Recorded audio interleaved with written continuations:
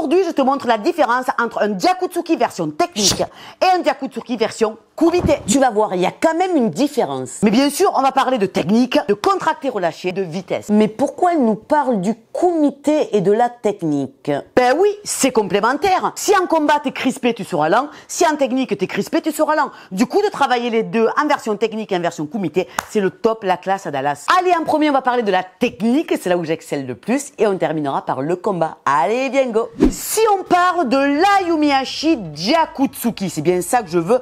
Je vais te dire pourquoi. C'est je pars ici de ma jambe gauche pour venir avancer Jakutsuki. C'est exactement ce qu'on retrouve dans le kata Eiyanidan quand on est grosso modo ici, d'accord? C'est vraiment la même technique. Souvent, qu'est-ce qu'ils font les gens? T'as vu, mon corps, il est raide.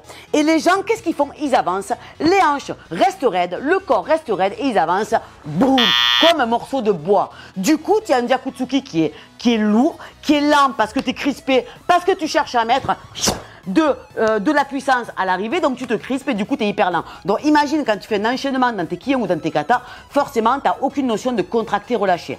Et c'est là où je veux en venir après derrière quand je te ferai le lien avec le combat, d'accord? Donc tu verras, on va parler beaucoup de notions de contracté relâché en kata. Pourquoi? Parce qu'en technique il te faut de la netteté, d'accord? Mais il te faut à la fois de la fluidité. Du coup pour lier les deux, il me faut de la notion de contracté musculaire et du relâché, ok? Donc ici, règle numéro 1, le premier Jakutsuki, qu'est-ce qu'on va faire? Je vais passer en premier par le Fudo. Tu as vu que volontairement, mon corps reste droit, mon corps avance dans l'axe. Mais qu'est-ce que j'ai fait? J'ai ouvert mes jambes, j'ai ouvert mon genou, je suis en Fudo. Pourquoi? Parce que le fait d'être en Fudo, ça va me permettre de faire une déclinaison. Et la déclinaison, si tu suis la chaîne, maintenant tu dois le connaître, tu vas venir ancrer ton talon dans le sol, ce qui va te faire tendre le genou. La tension du genou va t'envoyer, boum, les hanches. Et pour optimiser le haut du corps, tu vas tirer l'équité pour venir enclencher l'épaule, le coude, le poignet. Du coup, si je te le répète, version technique, je dis bien, on va partir ici, on va faire Fudo, ok?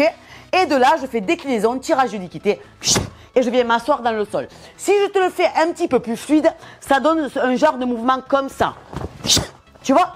Si je te prends exemple dans Eiyanidan, je te parle de Eiyanidan parce que c'est là où c'est le plus flagrant. Tu as beaucoup de gens, qu'est-ce qu'ils font? Ils font ça, boum, et ils restent comme un morceau de bois. Non, version technique, on est ici, on va passer par le Fudo et ensuite on va faire la déclinaison comme on a vu depuis tout à l'heure, ok? Donc, du coup, je vais te le faire fluide, ça fait plutôt ça. 1, 2. Mais tu as vu qu'au niveau de mon corps, c'est en premier le corps, tu vois ce trait là. Imagine que c'est la zone de danger. Mon corps rentre dans la zone de danger. Et après, je fais ma version technique où là, je pars vraiment toute la force au niveau des pieds. Pour ensuite, ça va se décliner vers le haut du corps. Ok? Je te dis ça pourquoi? Parce que le fait de partir fort d'en bas, ça va me relâcher le haut du corps, tu comprends? Parce que c'est comme, on va dire, une voiture de course. Plus tu pars loin, plus clac, clac, clac, clac, clac, clac, wow, plus elle va arriver à la ligne d'arrivée, d'accord, à 200 ou 300 mètres, elle va arriver à bloc. Si maintenant tu dis, bon ben voilà, la voiture, tu dois faire 1 mètre et tu dois être le plus rapide possible, forcément, c'est plus compliqué. Eh bien, nous, en technique, c'est pareil. Donc, du coup, qu'est-ce qu'on fait? On va être hyper fort pour pousser. Là, ok? Mais de là, on part vraiment d'en bas pour laisser le haut du corps se relâcher et arriver vite et fort. Parce que plus je serai relâché, plus je serai fluide, d'accord? Et plus je vais atterrir vite à l'arrivée, tu comprends? D'où l'importance, tu vas me dire, oui, mais Jess, la netteté, elle est où? Eh bien, la netteté, d'accord, figure-toi que la contraction musculaire va se faire le millième de seconde à l'atterrissage du mouvement. Je me rapproche un peu que tu vois, d'accord? C'est vraiment ça. Une fois que j'ai fait péter mon Jakutsuki, regarde bien, c'est contracté, relâché, regarde bien. Ça y est, c'est fini, j'ai fini. Je te le montre de là, par exemple. Ça y est, c'est fini. Et ce qui va me permettre dans les katas, comme par exemple dans, je te dis, montre exemple dans Goju Shosho, c'est ce qui me permet de pouvoir réenquiller le mouvement. Numéro 2, pour avoir de la vitesse de démarrage, de la fluidité dans chacun des mouvements du kata et avoir un kata qui est optimisé, d'accord, et qui est vraiment fluide, relâché, qui a un gain de vitesse, de puissance, etc. Mais j'insiste, tu as vu, on ne pense pas uniquement au haut du corps qui va frapper. On ne fait pas, je suis ici, je me concentre que sur mes points, tu vois, genre Dragon Ball Z ici, et de là, je vais envoyer comme une murge. Ici, comment tu veux faire sur un mouvement, ça va à peu près. Mais si tu dois enchaîner 2-3 mouvements, c'est impossible. Du coup, par la technique, qu'est-ce qu'on fait? On arrive à se relâcher complètement. Donc du coup, on se fatigue moins. Ok, on optimise le mouvement. Et du coup, tu as un mouvement qui sera beaucoup plus explosif. Et tu seras plus en capacité de venir enchaîner plusieurs mouvements comme il y a exactement dans un kata. Mais tu as vu qu'en technique, je parle bien aussi bien du bas du corps que du travail de hanche, que du tirage de ikité et que du corps qui vient avancer. Ce qui nous amène à la version kumité. Donc, version kumité, je te prends le Gyaku-tsuki de base qu'on apprend en club. Moi, je me rappelle quand on a démarré, vraiment, on a appris ça. D'accord, si t'es combattant, tu me diras, mets-moi en commentaire si t'es un combattant. Si t'as plein de suggestions à faire, franchement, ça m'intéresse. Regarde bien la ligne. Quand t'es en combat, dis-toi bien que du moment où tu passes la ligne, tu rentres dans la zone de danger. La zone de danger, c'est quoi? C'est que tu as l'adversaire en face. S'il tend le poing ici, boum, je me le mange. D'accord? Donc, souvent, on apprend en kumité au début quand on démarre. On apprend je rentre, j'avance. Tu as vu tout à l'heure, nous, on était vraiment en fudo. Là, si tu as envie, tu es un peu en fudo aussi. C'est un peu le même principe que la technique. Ok? Mon corps est rentré dans la zone de danger. On est exactement comme la phase numéro 1 de la technique qu'on a vu tout à l'heure. Maintenant, on en vient au déploiement du Gyaku-tsuki. Eh bien, regarde bien, tout à l'heure, qu'est-ce qu'on avait fait? On avait ancré le talon, on avait tendu la jambe, pivoté des hanches, tiré l'ikité et on s'était assis dans le sol. Eh bien là, en version combat, qu'est-ce que tu vas faire? Tu vas venir non pas ancrer le talon dans le sol, mais tu vas venir décoller et le genou, il va venir regarder ici, là-bas. Pourquoi? Parce que le fait de pivoter sur le genou, d'accord, ça va me faire envoyer mes hanches. Je vais tirer l'ikité pour optimiser la longe au niveau du Gyaku, tu vois, comme ceci. Version technique, on aurait fait déclinaison, tirage de l'ikité, ancrage dans le sol, ancrage du talon dans le sol, ok. Version kumité, le talon est complètement décollé pour avoir, boum, une allonge ici, boum. T'as vu? Mais j'ai toujours mon système de déclinaison avec mon tirage, boum, de l'ikité ici qui vient vers l'arrière pour optimiser la rapidité au niveau de mes épaules. Donc ça, c'est la version de base quand tu apprends le Gyaku-tsuki. On est ici, je rentre, boum, je décline. Je rentre, boum, je décline. Limite, comparé à la technique qu'on a vu tout à l'heure, c'est exactement le même principe, sauf que au lieu de venir ancrer le talon dans le sol, d'accord, en technique, on ancre, qu'est-ce qu'on fait? On décolle. Et pourquoi on décolle? Eh bien, tout simplement parce que, regarde, mon Gyaku-tsuki en ancrant le talon dans le sol, regarde, mon point où il arrive. Je te mettrai un trait, d'accord? T'as vu le trait ici? Je te le laisse. Maintenant, si je décolle ici mon talon, regarde. T'as vu la longe que j'ai entre les deux? J'ai plus d'engagement de hanche, ce qui est normal, parce que ma jambe ici, au lieu d'être 45, elle est vraiment beaucoup plus dans l'axe.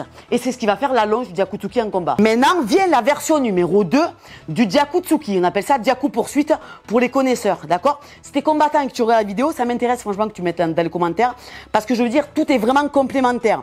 Donc, tout à l'heure, version 1 en combat, je te disais, on rentre dans la zone de danger, boum, et on décline, d'accord? Ce qui ressemble fortement à la technique, sauf que au lieu d'ancrer le talon, on lève le talon. Ok.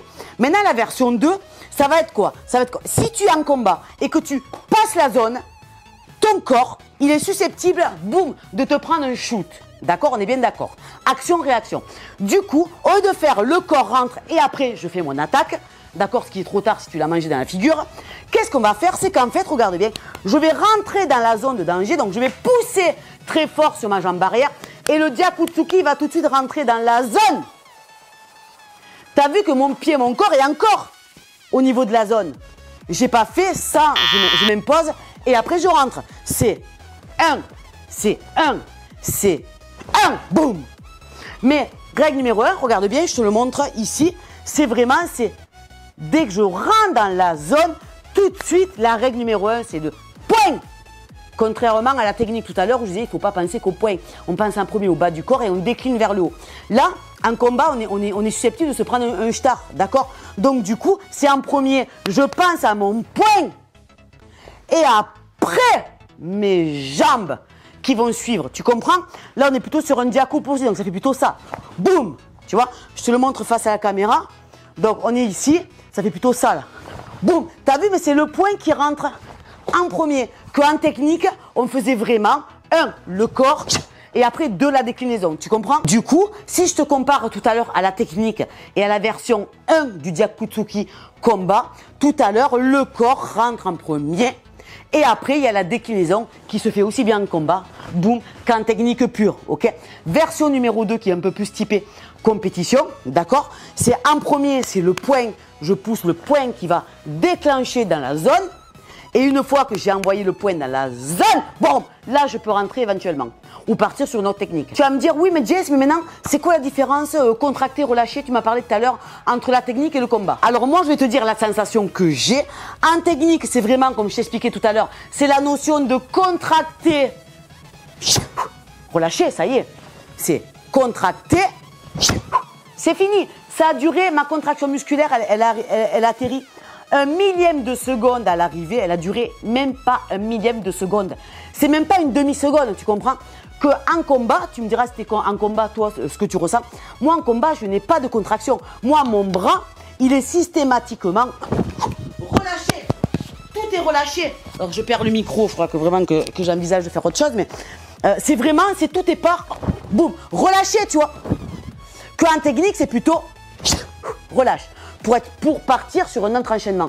Là, en combat, tu es directement relâché, que tu fasses celui-là ou que tu fasses le Gyaku. Boum, le Gyaku poursuite ici, là. Boum, ok? Tu vois la différence? Mais en technique, il y a une notion de contracté, relâché.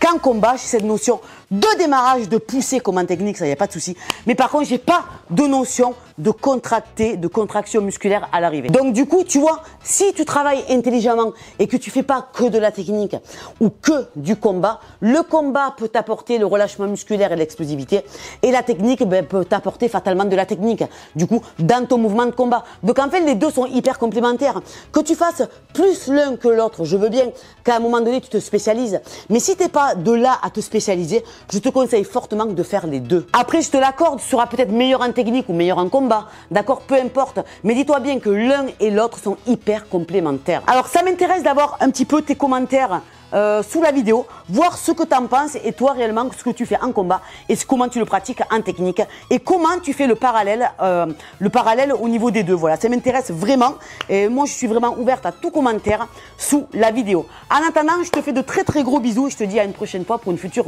vidéo. Bisous, bye bye.